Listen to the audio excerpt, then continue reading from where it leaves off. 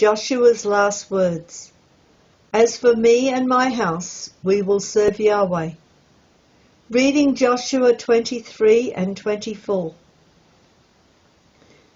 Objective: to consider Joshua's final words to the leaders of the 12 tribes before he died as a message to us as how we ought to fear Yahweh. Background: under Joshua's leadership, Yahweh had given rest to Israel in the land of Canaan.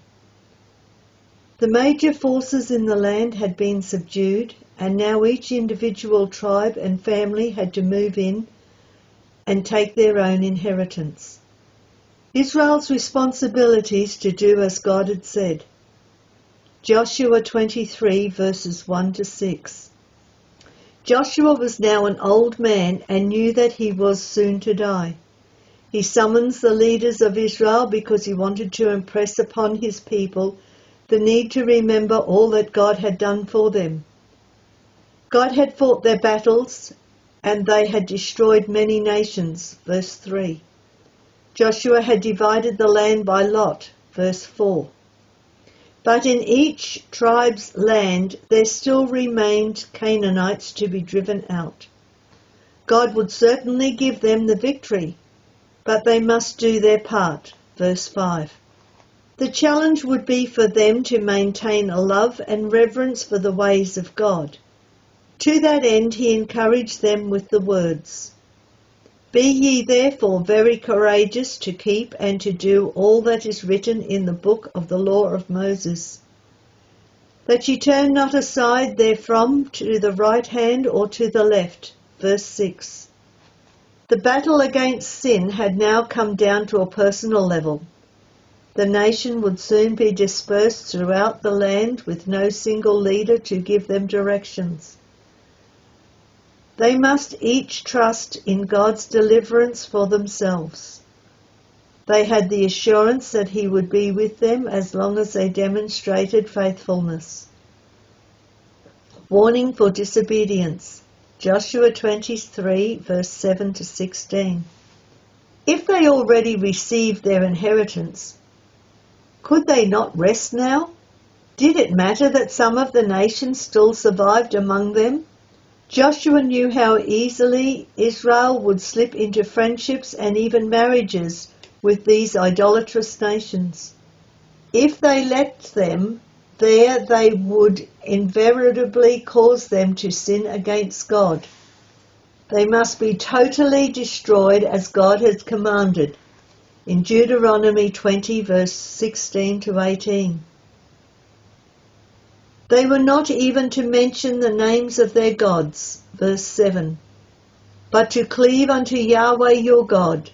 Take good heed that ye love Yahweh your God, verse 8 and verse 11. Two things were certain. God had given them this good land as he had promised. Not one thing had failed. Verse 14.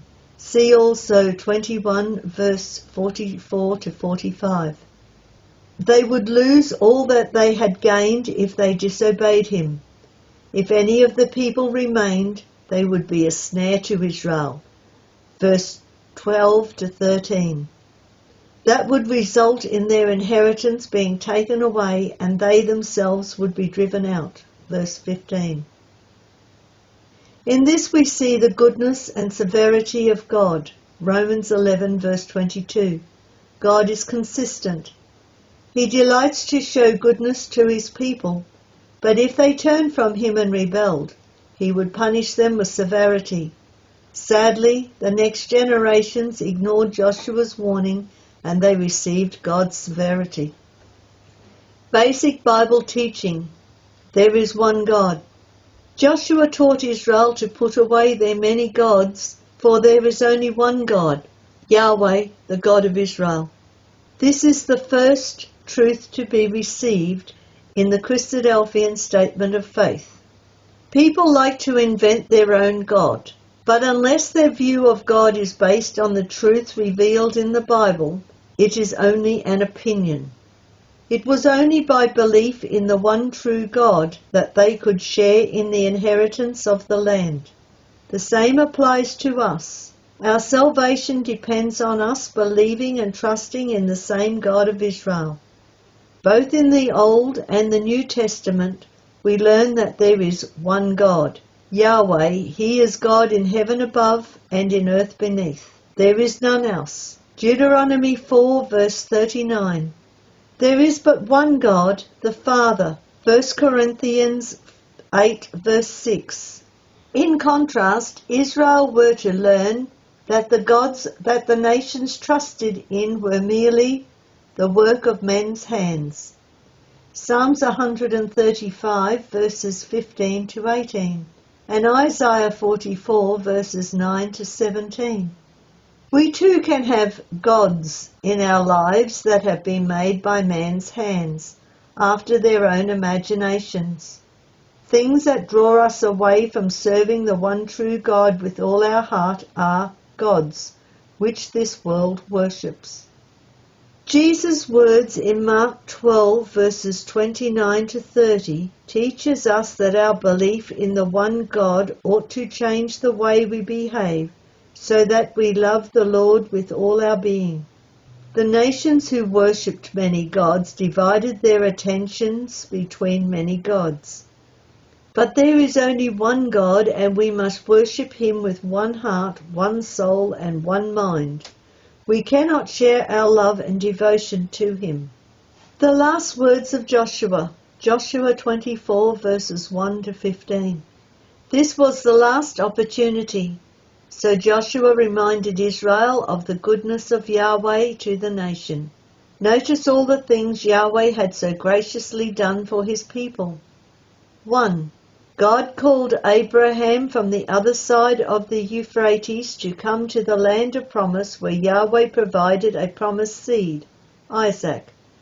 Verse 2 to 3. 2. He led them down to Egypt, but eventually provided deliverance through Moses and Aaron. Verses 4 to 5. 3. It was God who plagued Egypt and brought his people safely through the Red Sea, leaving the Egyptian host drowned in the Red Sea. Verses 5 and 7. 4. On the borders of the land it was God who destroyed their enemies, the Amorites, Sihon and Og. I gave them into your hand that ye might possess their land. Verse 8. 5. Despite Israel's sin, it was God who caused Balaam to bless them. Numbers 23 verses 20 to 21. And you'll see that in Joshua 24 verses 9 to 10. 6. In the land the Canaanites were smitten before them. Verse 11. 7. And now they possessed a land for which they did not labor, and ate of the fruits which they did not plant. Verse 13.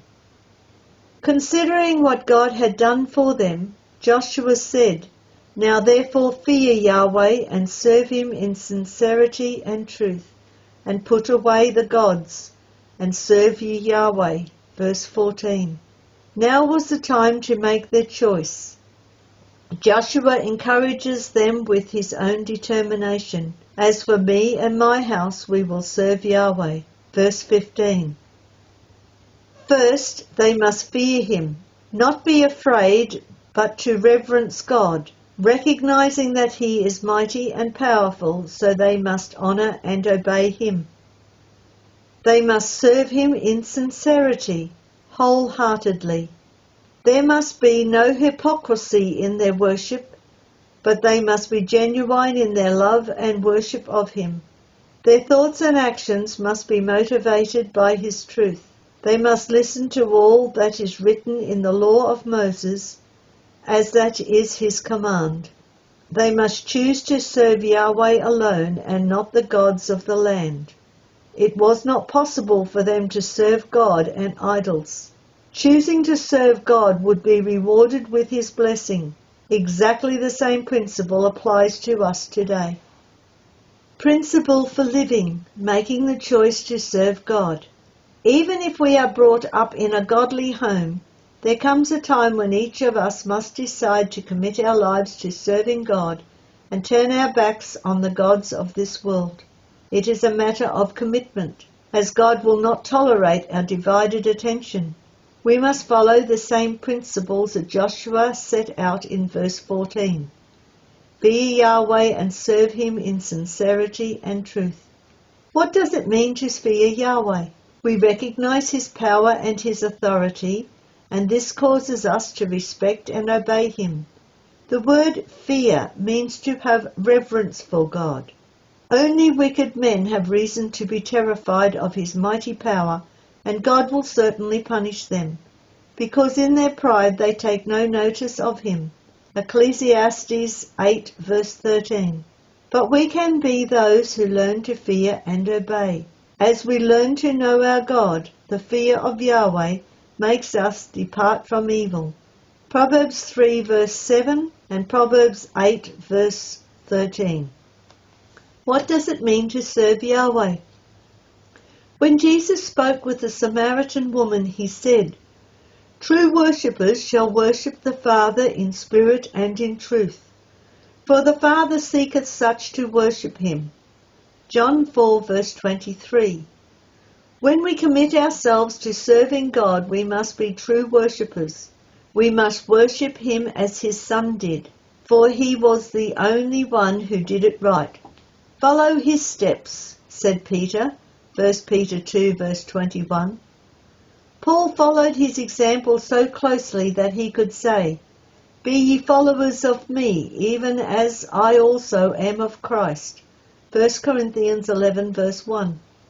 The only thing that made Jesus angry was insincere worship to God.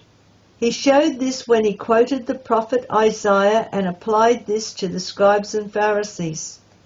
"This people draw nigh unto me with their mouth, and honoureth me with their lips, but their heart is far from me." Matthew 15 verses 8 to 9. Let us get to know the true mind and spirit, attitude, of the Lord Jesus Christ and follow his faithful example. Renewing the covenant, Joshua 24 verse 16 to 28. Joshua's words stirred the people up.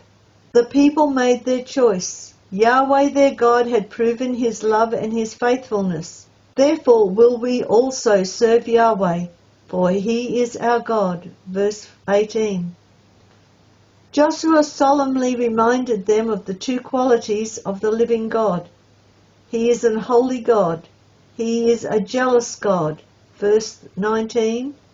Compared Deuteronomy 6 verses 13 to 15.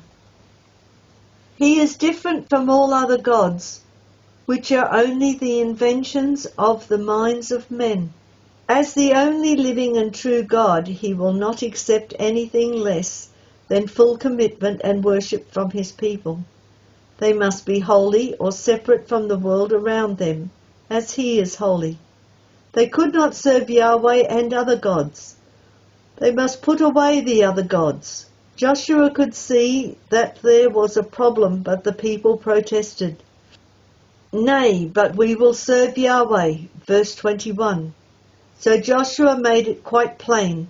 The problem was clearly the strange gods among them, verse 23. A strange god can be anything that robs God of our wholehearted service. But this day they had wholeheartedly agreed to serve Yahweh and obey his voice. Verse 24. So Joshua wrote these words in the book of the law of God. Verse 26. And made a solemn covenant with them there at Shechem, under the boughs of the oak tree. Rotherham's translation in verse 26. This is a significant place. It was the tree under which Jacob insisted that his household bury their strange gods. Genesis 35 verses 2 to 4. At this same spot Joshua set up a great stone as a silent witness to remind them of their pledge. For it had heard all the words of Yahweh. It shall therefore be a witness unto you, lest ye deny your God. Verse 27. Israel did remain faithful to their covenant, but only for a short time. Once the elders of that generation had died, the new generation again took up strange gods and turned away from the truth. Verse 31. The death of Joshua. Joshua 24 verses 29 to 30. So Joshua died with the recognition of being the servant of Yahweh. He brought the people of God into the promised land as a type of the greater Joshua, even Jesus Christ, who will end our wilderness wandering and establish the kingdom of God with the faithful people gathered from all ages. Summary. Joshua 23. Joshua summoned all the leaders of Israel to remind them of all that God had done for them.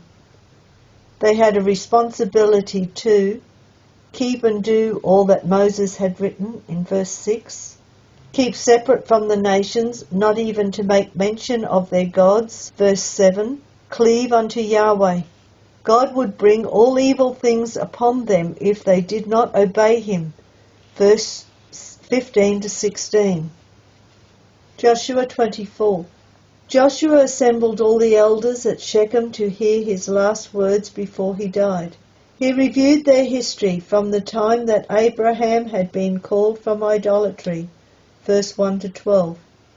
Now they were in the promised land. Look at all the blessings God had given them, verse 13. They must fear Yahweh and serve him in sincerity and truth, verse 14. He warned them of strange gods, the ways of the world. It was not possible to serve Yahweh their God and the gods of this world.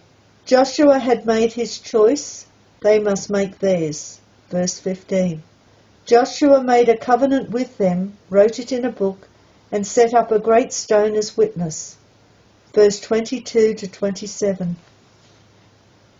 These lessons are the words taken from the Christadelphian Sunday School Association Notes, www.cssa.asn.au, used with permission. Email your questions to readthebible2@gmail.com, and we look forward to you listening to the next lesson, which will be called Deborah and Barak.